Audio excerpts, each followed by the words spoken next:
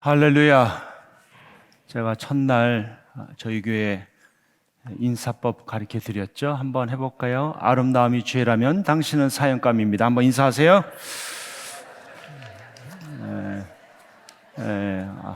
다시 하겠습니다. 인상 쓰지 마시고 환한 얼굴로 배우자를 바라보고 옆에 있는 사람 바라보면서 아름다움이 죄라면 당신은 사형감입니다. 한번 축복하세요. 아멘. 부족한 저를 초대해 주신 우리 사랑하고 존경하는 우리 김 목사님과 또 교회 당에 온 모든 분들 또 성도님들께 진심으로 감사드립니다. 저는 오늘 2부 또 오후에 있을 우리 청년도 예배를 섬기고 내일 아침 일찍 또 LA로 갑니다. 비가 많이 오는 LA로 갑니다. 혹시 LA 오시면 저희 교회 방문하시면 또 함께 주님 안에서 교제하는 시간을 가질 수 있는 줄 믿습니다. 주일날 아침에 아들이 엄마에게 투정을 부립니다. 엄마, 나는 이제부터 매 주일마다 교회 가기 싫어요. I don't wanna go to church. 교회 가기 싫어요. 그랬더니 어머니가 너무나 깜짝 놀라서 이게 무슨 황당한 소리냐? 그랬더니 아들이 다시 말합니다. 엄마, 제가 교회 가기 싫은 이유가 3가지가 있어요. 첫째, 제가 교회 가도 장로님들이 저를 따뜻하게 환영해 주지 않아서 교회 가기 싫어요. 둘째, 교회 가도 안수 집사님들이 저를 모른 척해요. 그래서 교회 가기 싫어요. 셋째는 교회 가도 주일학교 선생님이 저를 환영해 주지 않아서 교회 가기 싫어요. 이제부터 교회 다니지 아니할 거예요. 이 말을 들은 어머니가 아들에게 말합니다. 그럼에도 불구하고 사랑하는 아들아, 네가 교회 가야 될 이유가 3가지가 있다. 첫째, 너는 이 어미 뱃속에서부터 교회를 다녔기 때문에 교회 가야 된다. 둘째, 네 나이 45살이다. 정신 차려라. 셋째, 네가 그 교회 담임 목사이기 때문에 교회 가야 된다. 여러분은 왜 교회 나오셨어요? 우리가 교회 다니는 이유가 무엇입니까? 물론 여러분들이 주님 사랑해서 나오셨죠. 교회는 2부류의 사람이 있습니다. 첫째는 남을 전혀 의식하지 않는 사람과 또한 남을 지나치게 의식하는 사람이 있어요. 남을 전혀 의식하지 않는 사람은 자기 멋대로 행동합니다. 다른 사람이 나를 어떻게 생각하는지는 안중에도 없어요.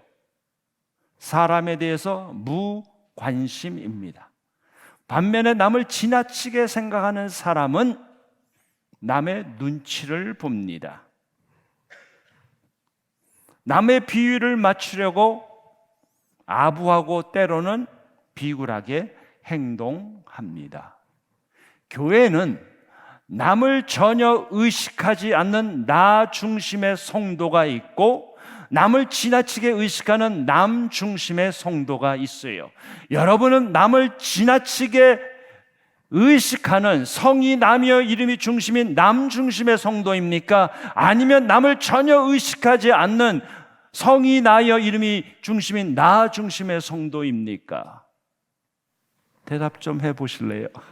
네.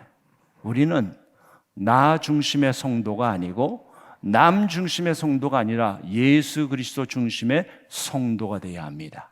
교회는 사람들이 모인 모임이지만 이 모임의 포커스는 예수 그리스도이십니다. 사람 중심으로 모이면 거기에는 냄새가 나요. 예수님 중심으로 모이면 그 모든 냄새들이 성령의 보혈로 덮어지는 것입니다. 믿으십니까? 그래서 기니스라고 하는 목사님이 이런 유명한 말을 했습니다. 우리에게는 유일한 청중이 한 분이 계시다. 그분이 바로 예수 그리스도이시다. 이 예배는요, 죄송하지만 여러분을 위한 예배가 아니라 성삼위 하나님을 위한 예배입니다. 예배 대상은 여러분이 아니고 예수 그리스도 한 분이십니다. 그분의 마음을 시원스럽게 해드리는 예배, 그 예배를 주님이 받기를 원하세요. 예수님 중심의 성도님들, 예수님 중심의 신앙생활 하시는 이 어스틴 한인 장로교회 성도님들 되시길 주님의 이름으로 축원드립니다. 자, 그렇다면 우리가 어떻게 예수님 중심의 신앙생활, 예수님을 기쁘시게 해드리는 예수의 제자 공동체가 될 수 있을까요?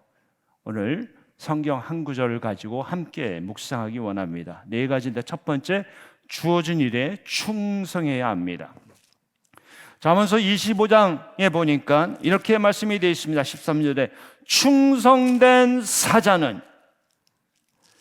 충성된 사자는이라고 말씀을 하고 있습니다. 여기서 충성이라는 히브리 단어를 우리가 주목할 필요가 있는데, 이 히브리어의 원래의 뜻은 믿음직스럽다, 신뢰할 만하다라는 뜻이에요. 근데 이 히브리 단어가 신약으로 와서는 헬라어에서는 이것이 믿음이란 단어로 사용이 됩니다. 그래서 헬라어의 그리스어의 믿음이란 단어와 충성이란 단어는 같은 단어입니다. 무슨 말씀이냐면 믿음의 사람은 충성스러운 사람이고 충성스러운 사람은 믿음의 사람이라는 말씀이에요. 여러분 달란트 비유 잘 아시죠? 어떤 주인이 먼 나라 가기 전에 한 종에게 5달란트, 한 종에게 2달란트, 한 종에게 1달란트를 맡겼어요. 주인이 돌아왔을 때 2달란트 받은 사람은 2달란트를 남겼고 5달란트 받은 사람 달란트를 남겨서 주인에게 돌려주었어요. 근데 1달란트 받은 종은 그것을 땅에 묻어두었어요. 그리고 그것을 주인에게 돌려주자 주인이 2과 5달란트 남긴 종들에게는 착하고 충성된 종이라 칭찬했지만 1달란트 땅에 묻어두고 그 원금을 도로 갖고 온 종에게는 이 악하고 게으른 종이라고 책망을 했습니다. 여러분, 충성의 반대는 반역이 아니라 게으름입니다. 게으름이에요. 믿음이 없는 사람은 충성하지 못해요. 충성하는 사람들 보세요. 믿음의 사람입니다. 그래서 성경은 우리에게 말하고 있죠. 맡은 자에게 구할 것은 뭐요? 충성이니라. 골로새서 3장 20절 23절 말씀 보세요. 종들아 육신의 상전에게 순종하되 사람을 기쁘게 하는 자와 같이 눈가리만 하지 말고 오직 주를 두려워하여 성실한 마음으로 하라. 무슨 일을 하든지 마음을 다해 주께 하듯 하고 사람에게 하듯 하지 말라. 주님은 저와 여러분에게 원하는 것이 간단해요. 직장에서, 일터에서, 사업체에서, 가정에서, 학교에서 주어진 일에 충성하라고 말씀하고 교회에서 주어진 일에 충성하라고 말씀하는 것이에요.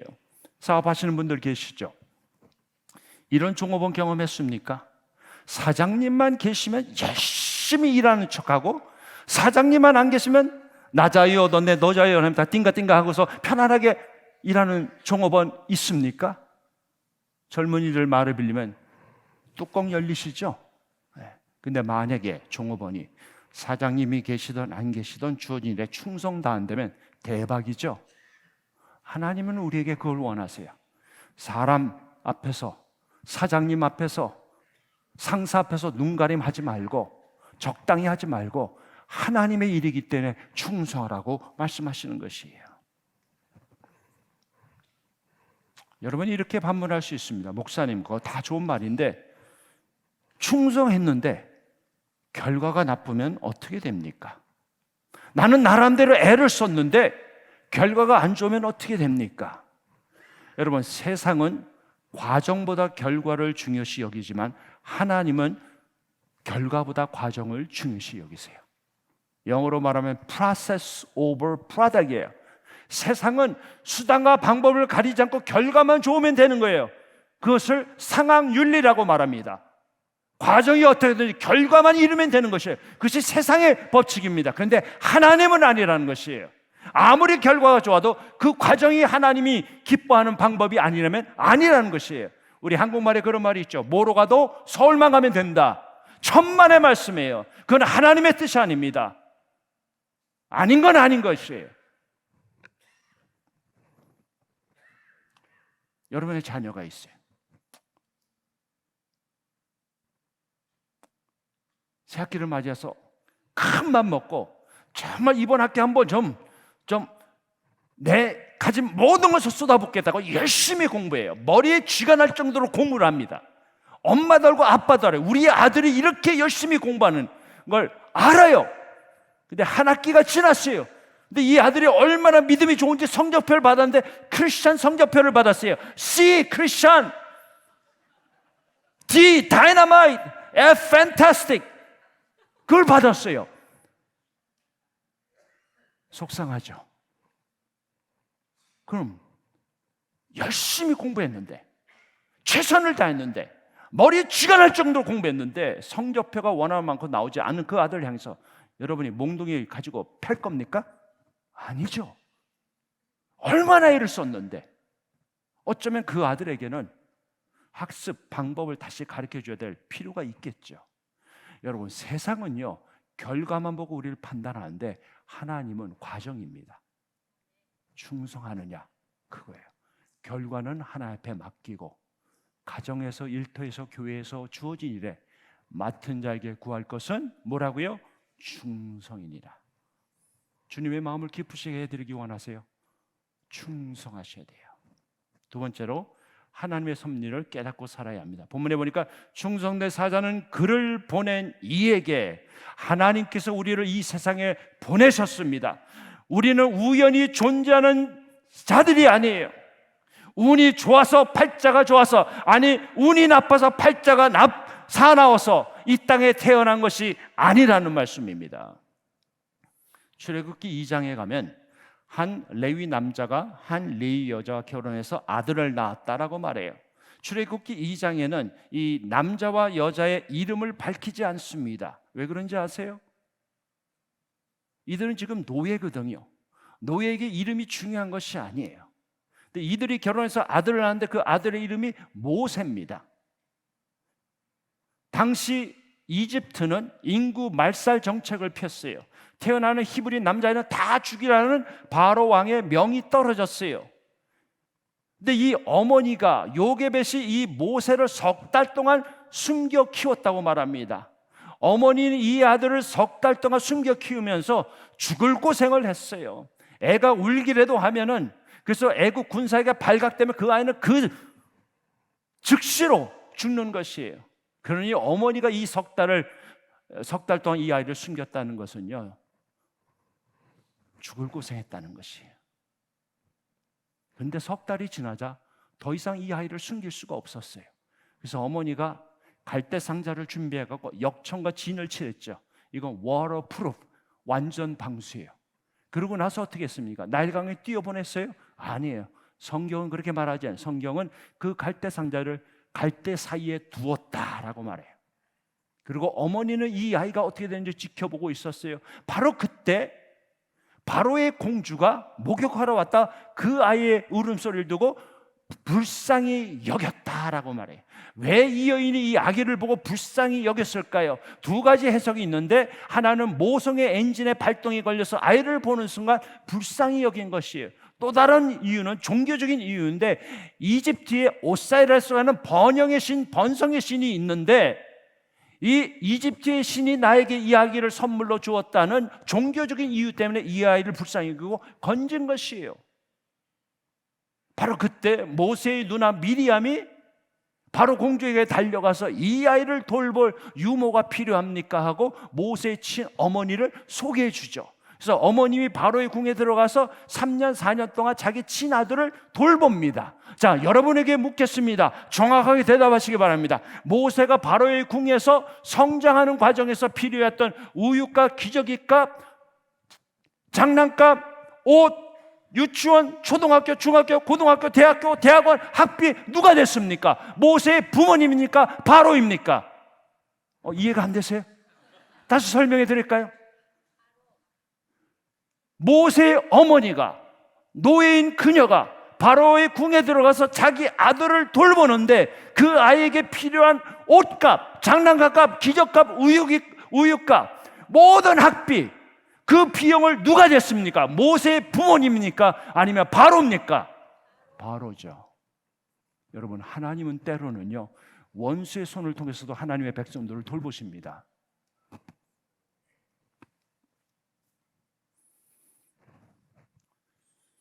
여러분, 모세는요, 태어나자마자 출생신고할 수가 없었어요. 100일 잔치도 못했어요. 아무에게도 환영받지 못했어요. 자, 여러분에게 묻겠습니다. 모세가 이 땅에 태어난 것이 우연입니까? 하나님의 섭리입니까?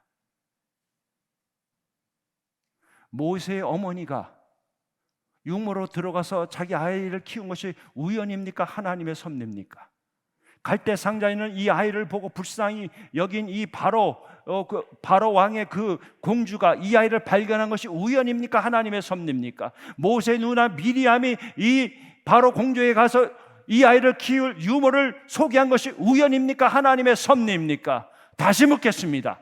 여러분이 한국에서 태어난 것이 우연입니까? 하나님의 섭리입니까? 여러분이 미국 땅에 온 것이 우연입니까? 하나님의 섭리입니까? 여러분 가정에 허락하신 자녀들이 우연입니까? 하나님의 섭리입니까? 팔자가 사나워서 팔자가 좋아서 여러분의 가정에서 태어난 겁니까? 아니면 다 알지 못해도 하나님의 특별한 섭리 가운데 여러분의 가정에서 태어나고 이 곳에서 정착하고 있는 것입니까? 수많은 교회가 있는데 여러분이 어스니 한인 장로에서 믿음 생활하는 것이 우연입니까? 하나님의 섭리입니까?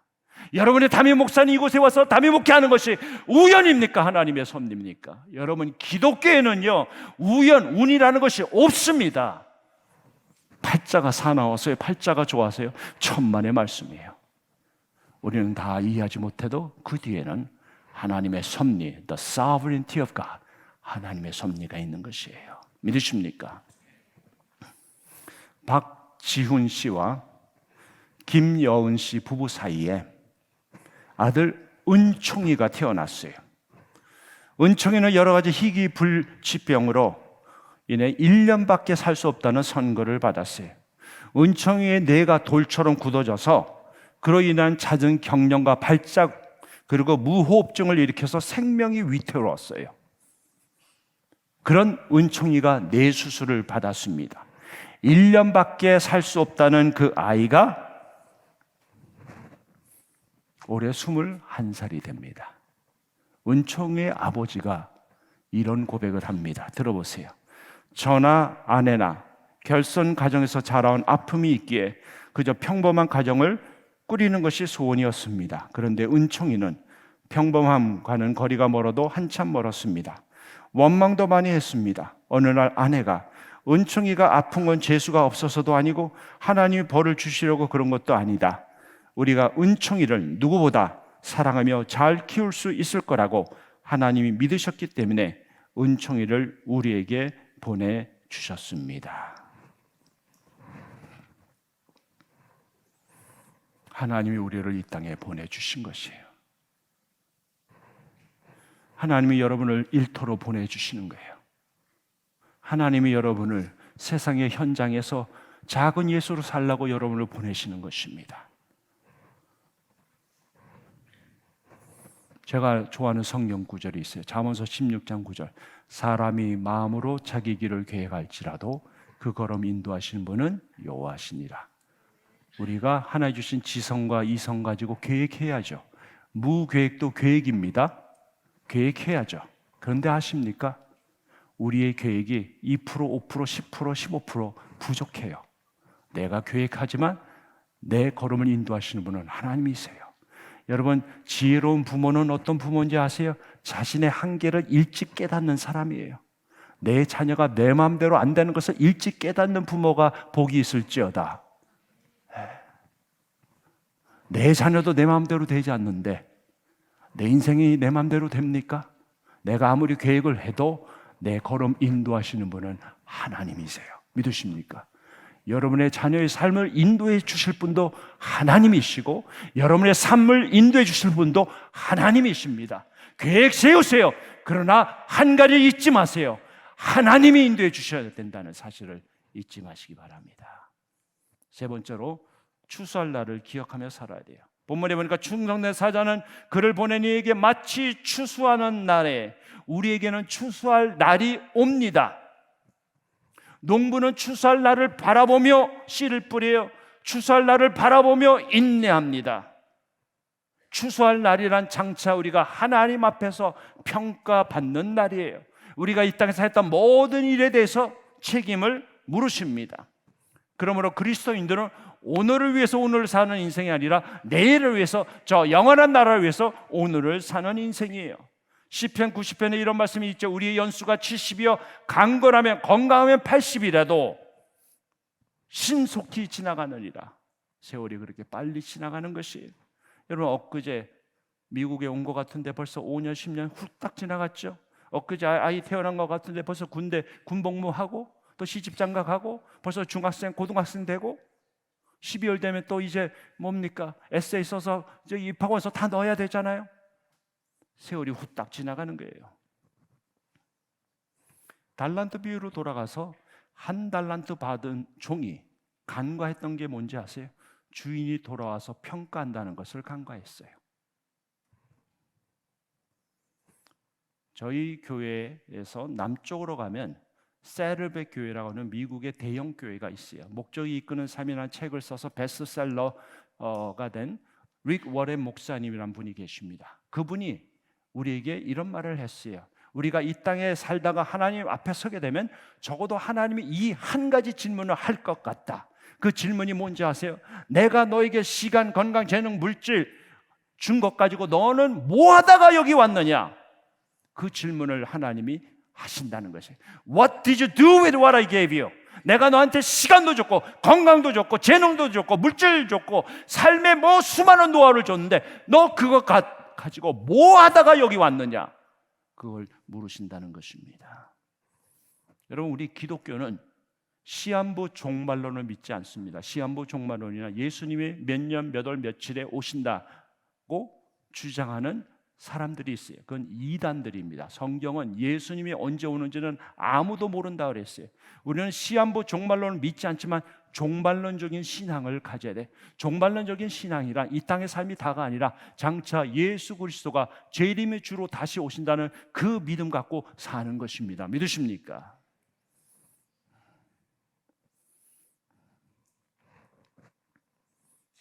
저희 아버님은 신의주 분이세요.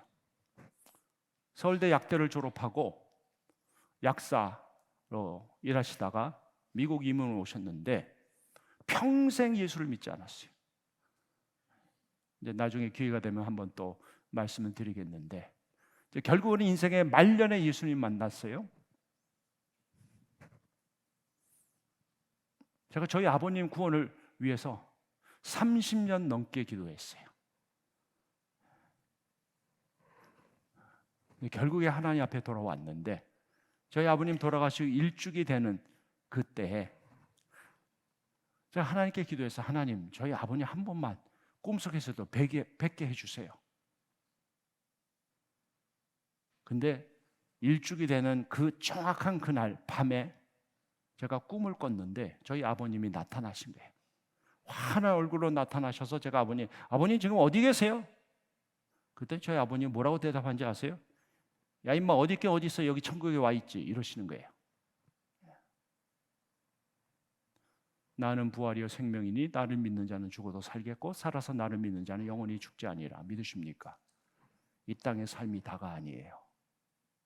아메리칸 드림이요 천만의 말씀. 아메리칸 드림 아니에요. 킹덤 드림. 하나님 나라의 꿈을 꾸고 사셔야 돼요. 마지막 오직 예수를 위해 희생하며 살아야 합니다. 충성된 사자는 그를 보낸 이에게 마치 추수하는 날에 얼음 냉수 같아서 능히 그 주인의 마음을 시원하게 하느니라. 이스라엘은 사막입니다. 물이 귀합니다. 더욱이 얼음물 아이스 워터는 귀해요. 그 당시에 냉장고 없습니다. 김치 냉장고 없어요. 이 얼음물 어떻게 구하는가? 헐모산에서 녹은 물이 흐르는 물이에요. 헐모산에서 쌓인 그 눈이 녹아서 흐르는 물이 얼음물입니다. 이 얼음물을 준비하기 위해서는 새벽 일찍 일어나야 돼요. 혹독한 추위를 감수해야 돼요. 사나운 짐승의 위험도 감수해야 합니다. 이 얼음물은요, 나의 희생의 결과로 얻는 물이에요. 이 얼음물은 농부들에게 기운을 북돋아 줍니다. 하루의 피로를 풀어줍니다. 더위를 견디게 합니다. 그리고 농부에게 무엇보다 큰 기쁨을 줍니다. 희생에서 얻은 물이 얼음물이에요. 예수님은 이것을 우리에게 이렇게 말합니다. 마태복음 10장 42절에 보면 누구든지 제자의 이름으로 이 작은 자 중에 하나에게 냉수 한 그릇이라도 주는 자는 결단코 상을 잃지 아니한다. 우리는 이 본문을 이렇게 이해합니다. 예, 맞습니다. 제가 뭐 가진 거 별것 없지만 지나가는 나그네에게 물 한 잔 드리고 내가 갖고 있는 빵 하나 드리면 하나님 그것마저도 보잘것없는 섬김인데 그것마저도 하나님 기억하시고 상을 주신다라고 해석을 합니다. 물론 우리 하나님은 주의 이름으로 섬기는 모든 크고 작은 일들 주님이 기억하시고 상을 주실 수 있는 분이세요. 그러나 이 마태복음 10장의 말씀은 그런 뜻이 아니에요. 내가 가지고 있는 거 아무것도 아니지만 그냥 하나 주면 주님이 그거 기억하고 상을 주신다는 그런 뜻이 아니라 얼음물입니다. 내 희생의 대가로 얻은 귀한 물, 내가 마셔야 되는데 너무나 소중한 것인데 이것을 내가 먹지 않고 마시지 않고 예수 이름으로 나와 전혀 상관이 없는 나그네에게 베풀 때 주님이 내 마음을 받으시고 귀히 여기시고 상을 주신다는 말씀입니다. 제가 말씀 마무리하겠습니다. 저희 이야기를 하나 하고 마치려고 합니다. 저희 교회 이야기를 해서 양해를 먼저 구하고, 뭐 그러신 분은 없겠지만 속으로 그래 너희 교회 잘났다 그렇게 생각 안 하셨으면 좋겠습니다. 성령님께서 여러분과 저의 마음을 가장 선하게 인도해 주시기를 간절히 바랍니다. 경상남도 밀양에 별빛교회라고 하는 작은 교회가 있어요. 이 교회는 어른은 없어요. 아이들만 한 20명 정도 모이는 교회예요. 그 목사님 부부가 이 아이들과 함께 신앙 생활하고 있어요. 그러니까 주일날 아이들 모여서 드리는 것이 예배이고 아이들과 함께 예배 드리면서 거기서 하는 것이 그냥 주일 학교예요. 어른은 없어요. 지금은 좀 있지만 그 당시에는 없었어요. 근데 이 목사님이 어느 날 설교를 하다가 갑자기 성령의 역사를 받았는지 아니면 흥분했는지 아이들에게 여러분 꿈을 가지십시오. 내가 때가 되면 여러분들 미국에 비전 출입시켜드리겠습니다 라고 공수표를 날려버렸어요. 그러고 나서 예배 끝나네 사모님에게 엄청나게 야단 맞았어요. 아니 제주도도 데려갈 형편이 안 되는데 어떻게 미국에 데려가겠다고 그렇게 공수표를 날리느냐, 그렇게 실없는 사람이 되면 안 된다며 사모님에게 엄청나게 야단 맞았어요. 그리고 몇 달 후에 이 동네 어르신들이 김 목사 노래 좀 하는데 한번 노래 경연대회 한번 나가봐 해갖고 지역 예선에 나가서 1등을 하셨어요. 그리고 여러분 아시죠? 송혜 선생님이 하시는 KBS 전국 노래자랑 거기 연말 결선에 나가서 이분이 대상을 받으셨어요. 그 대상으로 500만 원을 받으셨는데 상품권을 주셨더래요. 그래서 그걸 가지고 와서 동네 어르신들과 잔치를 하고 남은 것을 현금으로 바꿔서 미국 비전 출을 위한 시드머니로 준비를 하셨다는 거예요. 근데 하나님께서 이 교회를 저희 교회와 연결을 시켜주셨어요. 그 내용 한번 보세요. 대군 향수 다시 한번 축하드립니다. 정말 감개무량한 찰나입니다. 네, 아유, 네. 제일 먼저 누가 생각납니까? 아내가 제일 생각나. 아내? 예. 오셨어요? 못 왔습니다. 모두 아유, 왔습니다. 네. 제가 교회 목사인데 네. 저 대신에 교회 지킨다고 못 왔습니다. 아유, 그래요. 이곳이 차와 꿈의 들이 진리야.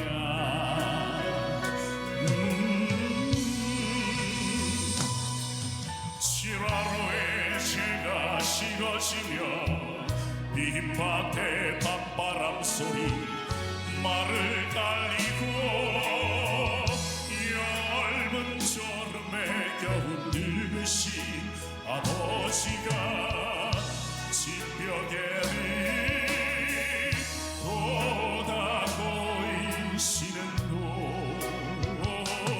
이 시골에 있는 아이들이라도 세상을 바꿀 수 있고 세상에 큰 비전을 품고 걸어갈 수 있다는 것을 저는 아이들에게 심어주고 싶었습니다. 이번 트립을 통해서 아이들이 그런 것을 좀 배웠으면 좋겠고, 정말 하루하루 1시간 1시간 1분 1초라도 아끼면서 우리 마음속에 꿈을 품고 아이들의 눈이 떠지고 그러한 모습으로 이번 여행을 준비하려고 합니다. 사랑의 교회 모든 성도님 여러분들께 진심으로 제 모든 것을 다 해서라도 감사의 말씀을 드리고 싶습니다.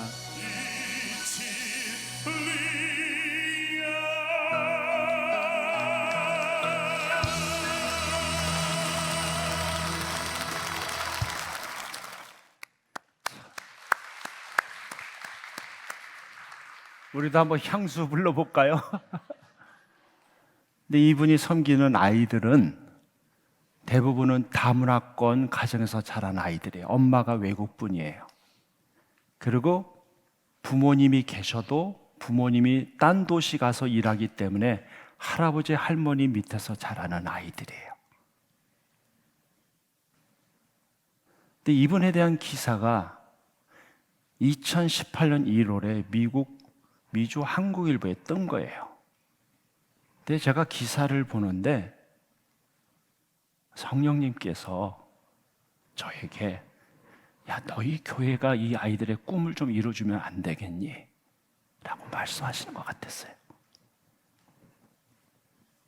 근데 우리가 누구를 도울 때 갑질하면 안 되잖아요. 그들의 인간의 존엄성을 잘 생각하고 도와야 되잖아요. 또 이상한 사람이면 안 되잖아요. 그래서 제가 뒷조사를 좀 해봤어요. 그 기사를 쓴 기자에게 연락도 해보고, 제가 저를 가르쳤던 대학부 목사님이 부산 김해에서 목회하는데 그 교회에서 이 교회 건축을 도와준 것을 알게 됐어요. 그래서 확실한 분이구나라고 알고 당회를 열어서 장로님들에게 이런 얘기를 했더니, 참 우리 장로님 훌륭하세요. 목사님, 우리가 합시다.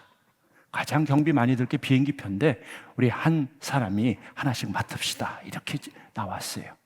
그래서 제가 그렇게 하지 말자고, 장로님마다 형편이 다 다를 수 있는데 그렇게 하지 말고 기도하면서 하나님의 인도를 받자고. 그리고 이 이야기를 성도님들에게 다 있는 그대로 말씀을 드렸어요. 여러분 기도하시면서 아이들 식비 일부를 헌금하시든지 비행기가 일부를 대시든지, 아이들이 뭐 박물관 가는 경비든 놀이동산 가는 경비든 여러분이 기도하신 가운데 협조해 주시면 좋겠다고. 그래서 아이들 여권 만드는 것서부터 버스 타고 공항에 오고 미국 오고 미국에 체류하는 그 모든 비용을 저희가 100% 다 감당을 했어요. 한 5만 불 정도 들었는데, 죄송합니다. 저희 교회 얘기해서. 그런데 하나님이 저희 교회에 주신 영적인 은혜는 50만 불 이상의 은혜를 주셨어요.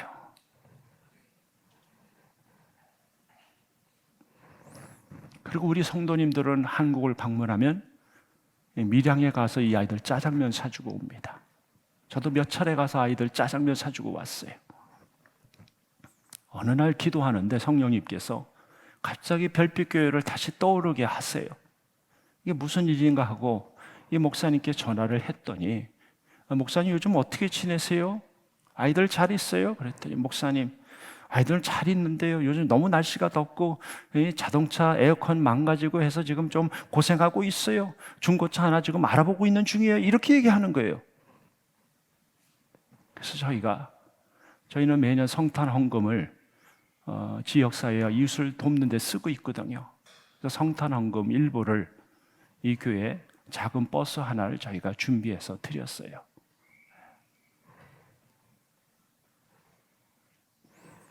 이들이 왔어요. 인앤아웃 크리스천 기업 가서 햄버거도 먹고, 칙필레에도 가서 먹고, 바이올라 크리스천 대학에 또 방문해서 캐프테리아에서 밥도 먹고, 학교도 탐방하고, 또 반나절 크리스천 엘레멘터리 스쿨에 가서 수업도 듣고 다양한 프로그램 하고 돌아갔어요. 근데 돌아가는 날 아이들이 이제 교회 버스를 타고 공항으로 가려고 하는데 제가 아이들 기도를 해줬어요. 근데 한 형제, 5학년과 3학년 형제가 왔는데 이들이 저한테 봉투를 하나씩 주고 가는 거예요.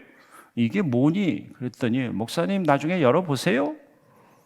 그리고 그들이 떠났어요. 제가 방에서 열어봤더니 봉투에 편지가 하나씩 들어가 있고 새돈 5불이 하나씩 들어가 있었어요.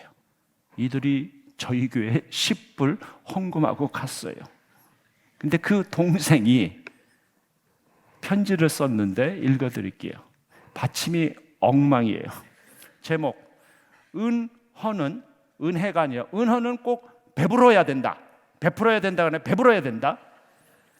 남가주 사랑의 교회에게 안녕하세요. 저는 윤종재라고 합니다. 이 은혜를 절대 있을 수 없어. 이 편지를 썼습니다. 저한테 많은 것 하게 해주시느라고 많은 돈을 쓰셨는데 저는 5불밖에 못 드리네요. 죄송합니다. 제가 공부 열심히 해서 남가주 사랑의 교회 1억 기부할게요.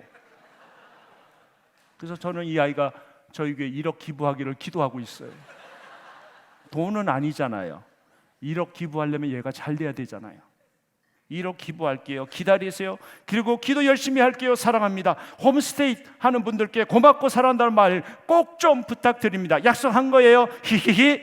그리고 사랑이란 말 17번 쓰고 언젠가 또 봐요. 죽어서도 천국에서 뵙시다. 고맙고 감사하고 사랑합니다. 양해하고 들으시기 바랍니다. 여러분의 교회는 저희 교회보다 형님 교회예요. 우리 교회는 36년 됐고 여러분 51년 됐는데 여러분 교회 하나 큰다고 세상 안 바뀝니다. 왜 하나님이 여러분의 교회에 이렇게 많은 축복을 주셨습니까? 하나님이 주신 시간, 건강, 재능, 물질 가지고 예수 이름으로 섬기셔야 돼요. 하늘의 복인 복음과 땅의 복인 물질과 지혜 모든 것을 가지고 세상을 축복하는 축복의 유통자들이 되셔야 돼요. 성경 말씀입니다. 주는 자가 받는 자보다 복되다. Giving is better than receiving. 여러분 믿으십니까? 주는 자가 받는 자보다 복돼요. 여기에 H마켓 들어왔던 얘기 들었습니다. 보통 이렇게 대형 마켓 들어오면 어떤 일이 벌어지죠? 그 그랜 오프닝 하면서 대상으로 뭐 제네시스든 BMW든 뭐 아니면 벤츠 자동차 하나 걸어놓고 그걸 타기 위해서 사람들이 두부 한 모 사고 그 경품권 집어넣고 파 한 모 사고 그 경품권 집어넣고 라면 하나 사고 그거 경품권 집어넣고 그 대형 마켓 들락날락 하면서 경품권 쓰는 인생 되길 원하십니까? 여러분의 자녀가 그 대상을 자동차 하나 타기 위해서 들락날락 하는 인생 되길 원하십니까? 아니면 예수 이름으로 자동차 하나 기부하는 인생 되길 원하십니까? 후자로 살아야죠. 전자로 살면 안 되죠. 너무나 비참한 거 아닙니까? 물론 그런 거 타신 분이 있으면 양해하세요. 예. 축복합니다. 그러나 우리의 자녀 세대가 그거 하나 달기 위해서 목숨 거는 인생이 아니라 하나님의 축복을 받아서 예수의 이름으로 세상을 섬기는 그것보다 값진 인생이 더 어디 있겠습니까? 여러분, 준 것이 내 것이 아니라 준 것이 내 것이에요. 잘 보세요. 여기에 씨앗이 하나 있어요. 제가 쥐고 있어요. 그럼 이 씨앗 내 것이다. 이 씨앗 죽습니다. 그러나 이 씨앗을 땅에 심으면 열매 맺는 것이에요. 준 것이 내 것이 아니라 예수 이름으로 드린 것, 준 것이 내 것이에요. 그래서 한국의 유명한 시인인 박노해 시인이 이런 말을 했습니다. 세상에서 가장 나쁜 사람은 나뿐인 사람이다. 자기밖에 모르는 사람이에요. 여러분, 오늘날 교회가 너무나 집단 이기주의에 빠질 수가 있어요. 여러분의 교회는 건강한 교회이기 때문에 도전합니다. 여러분의 교회 울타리를 넘어서 예수의 이름으로 세상을 섬기셔야 돼요. 세상 사람들은 우리가 전하는 말에 감동받는 것이 아니라 우리가 하는 행동에 감동받습니다. 자녀들은 부모가 하는 말에 감동받는 것이 아니라 듣고 배우는 것이 아니라 보고 배웁니다. 모델링이에요. 잠언서 25장은 솔로몬의 잠언입니다. 솔로몬 지혜로운 왕이 이렇게 말했죠. 해 아래 모든 것이 헛되고 헛되더니 모든 것이 헛되도다. 예, 맞아요. 해 아래에서 하는 그 모든 인간의 노력 헛되요. 그러나 영원한 해가 되신 예수 그리스도 안에서 하는 모든 것은 헛된 것이 아니라 가장 의미가 있는 것입니다. 저는 여러분들이 이제 앞으로의 50년을 바라보면서 여러분 중심의 교회가 아니라 다른 사람 중심의 교회가 아니라 예수님 중심의 교회가 되어서 우리가 그렇게도 사모하는 예수님의 마음을 기쁘게 기쁘시게 해드리는, 아니 예수님 마음을 시원스럽게 해드리는 그런 교회 되시기를 진정으로 주님의 이름으로 축원드립니다. 축원드립니다. 우리 같이 찬양하고 기도하겠습니다. 나 주님의 기쁨 되기 원하네. 우리 같이 찬양하겠습니다.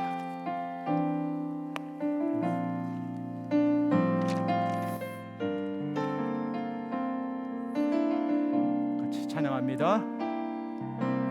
나 주님의 기쁨 되기 원하네. 내 마음을 새롭게 하소서. 내 마음을 새롭게 하소서. 새 부대가 되게 하여 주사. 주님의 빛 비추게 하소서. 내가 원하는 한 가지, 내가 원하는 한 가지, 주님의 기쁨이 되는 것.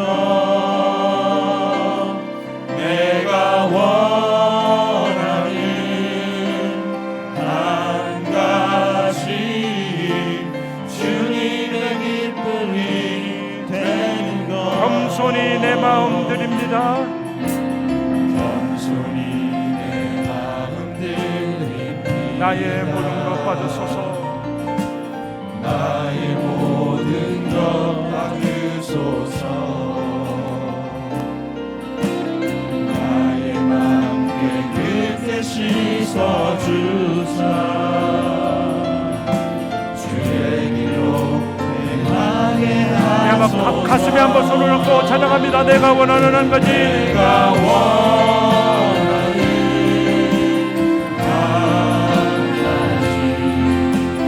주님의 기쁨이 되는 것. 내가 원하는 한 가지, 내가 원하는 한 가지, 주님의 기쁨이. 우리 한 번 더 찬양합니다. 내가 원하는 한 가지, 내가 원하는 한 가지,